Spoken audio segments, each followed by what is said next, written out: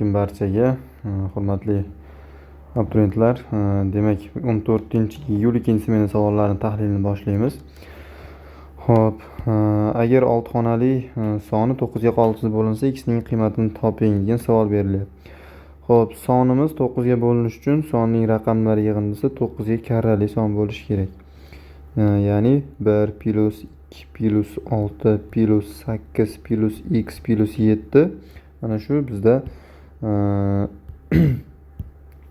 9 ga karrali son chiqishi kerak. Xo'p, yig'indini hisoblaydigan bo'lsak, hop, yig'indimiz 10, 17, 17 plus 7, 24 plus x.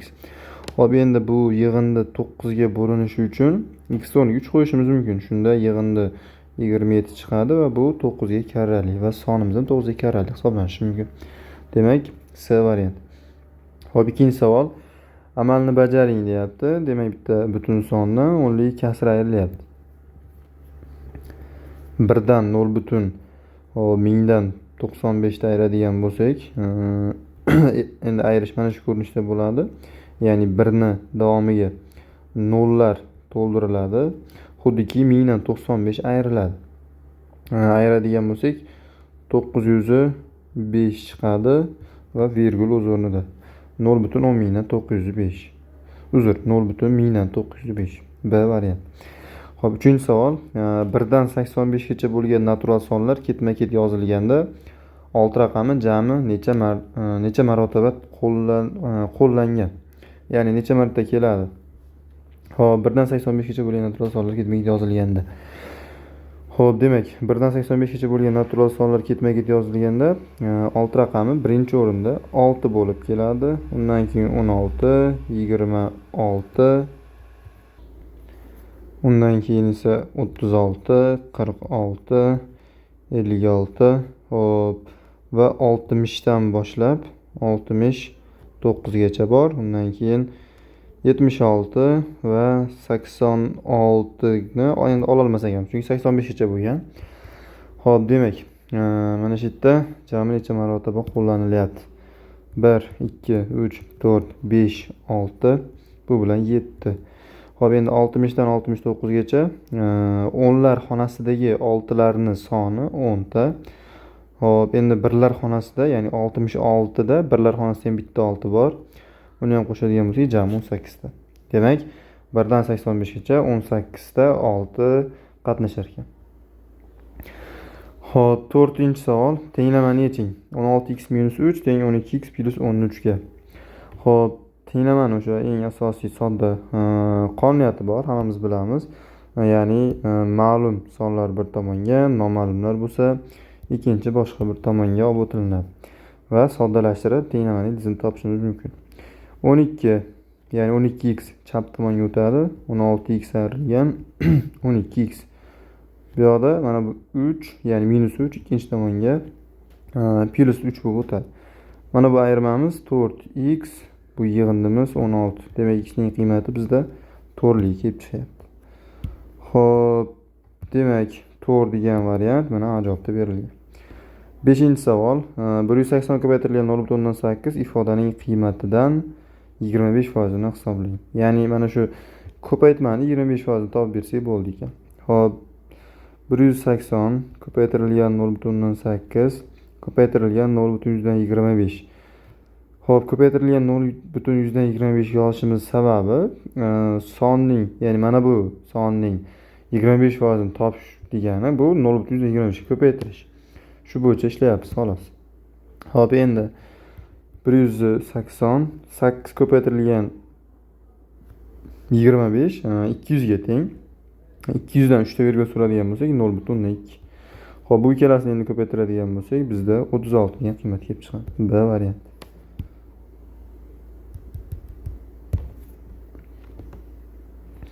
Xo'p, 6-savol. Go'sht qaynatilganda o'z vaznining 40% ni yo'qotadi. 900 gram qaynatilgan go'sht hosil qilish uchun necha gram xom go'sht solish kerak? Xo'p, demak, go'sht qaynatilganda o'z vaznini 40% ni yo'qotyapti. Demak, go'sht qaynatilganda o'zini 60% qismini saqlab qolyapti. Misol uchun qozonga x kilogramm go'sht qaynatish uchun solindi va endi shuni 60% qolyapti, ya'ni 60%ni topyapman 0,6 ga ko'paytirish orqali va o'shanda qozonda 900 gramm go'sht qolyapti. Mana tenglama mana shu ko'rinishda bo'lyapti. Endi biz bu yoqdan x ni topamiz. X endi bizda nechi? 1500. Xo'p, demak biz 1500, ya'ni 1,5 kilo go'sht soladigan bo'lsak, o'shani 40% yo'qoladida, 60% qoladi. O'sha 60% 900 grammga to'g'ri keladi. B varianti. Xo'p, 7-savol. Agar a teng 15,5, b teng 14,5 bo'lsa, a kvadrat minus b kvadrat ifodaning qiymatini hisoblang. Xo'p, a kvadrat minus b kvadrat degani bu a minus b va a plus b ga teng. Ya'ni mana bu kvadratlar ayirmasi ayirma va yig'indining ko'paytmasiga teng. Xo'p, bu sonlarni ayiradigan bo'lsak, birinchi, ya'ni 15,5 dan 14,5 ni ayiramiz va ikkinchi qavsda yozilganidek ikkalasini qo'shamiz.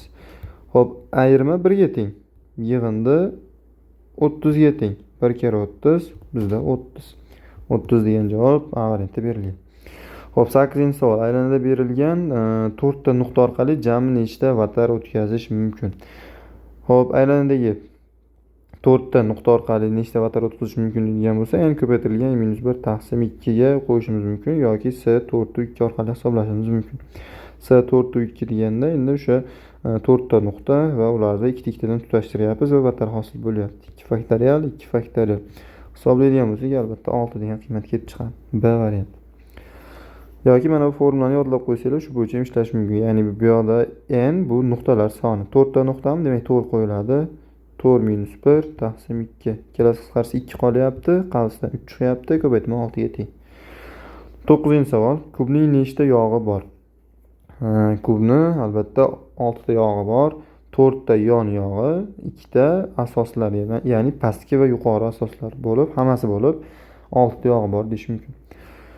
Xo'p, 10-savol. 7 burchakli prizmaning uchlari sonini toping. 7 burchakli prizma. 7 burchakli prizma bu asosi 7 burchakdan iborat bo'lgan prizma hisoblanadi. 1 2 3 4 5 6 7. Mana xuddi shu shakl endi tepada ham turibdi. O'sha tepaga chizib turib, umumiy holatda tutashtiriladi. O'shanda 7 burchakli prizma hosil bo'ladi. Mana shu prizma. Xo'p, endi shuni uchlari sonini toping deyapti. Qarang, tepada 7 ta 3 bor, pastda 7 ta 3 bor. Jami 14 ta 3. Umumiy holatda B variant. Xo'p, 11-savol. 1 bo'lingan 4 million masshtabli xaritada uzunligi 7 cm bo'lgan masofa haqiqiyda necha kilometrga teng? Xo'p, masshtab bu haqiqiy o'lchamni kichiklashtirib o'sha xaritaga joylashtirilgani masshtab bo'ladi. Ya'ni o'zi masshtab ta'rifida tasvir o'lchamining haqiqiy o'lchamga nisbati deyiladi. Ya'ni 1 bo'lingan 4 million masshtabli xarita turibdimi? Demak, haqiqiy o'lcham 4 million marta kichiklashtirilgan. Demak, biz endi haqiqiy hayotdagi o'lchamni topish uchun bu 7 santimetrni o'sha 4 millionga qaytadan ko'paytiramiz va o'sha real hayotdagi o'lcham kelib chiqadi. Endi bizdagi qiymat bu 28 million santimetr bo'ladi. 2 ta 0 o'chirsak metrga o'tadi. 3 ta 0 o'chiradigan bo'lsak kilometrga o'tadi. Bu degani 280 kilometr. S variant. Xo'p, 12-savol. 30 dan 50 gacha bo'lgan tub sonlar yig'indisini toping. Xo'p, 30 dan 50 gacha bo'lgan tub sonlar. 31. Undan keyin 37. Xo'p, 41. 43. 47. Xo'p, menimcha bo'ldi. Bular yig'indisini topadigan bo'lsak, endi ikkovi 90. Xo'p, ikkalasi 68, ikkovining yig'indisi hop 158. Endi bunga 41 ni qo'shib qo'yadigan bo'lsak 199 bo'lar ekan. B variant. Xo'p, demak bunda hech qanaqa formula yoki qoida yo'q, shunchaki mana shu 30-50 gacha bo'lgan tub sonlar qo'shib qo'yapmiz, xolos. Xo'p, 13-savol. Sonlar hamda sonlar ayirmasining farqi qancha? Birinchi ikkala sonning ayirmasini, keyin bu ikkala sonning ayirmasini topamiz va keyin ularning farqini aytib qo'yamiz.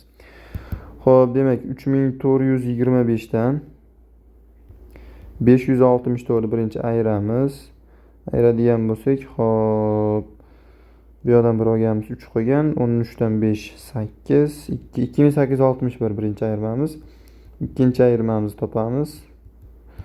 Hop, 1 7 14 dan 6 bu 8 degani. Ikkinchi ayirmamiz 2871. Ikkalasini ayirmasini farqi endi adashmasam 10 bo'lyapti. Bittasi 60, bittasi 71 turibdi. C variant. Xo'p, endi keyingi videolarda 15-iyul birinchi smenni savollarini tahlil qilamiz. Videoni oxirigacha kuzatgan hammaga rahmat, sog' bo'linglar.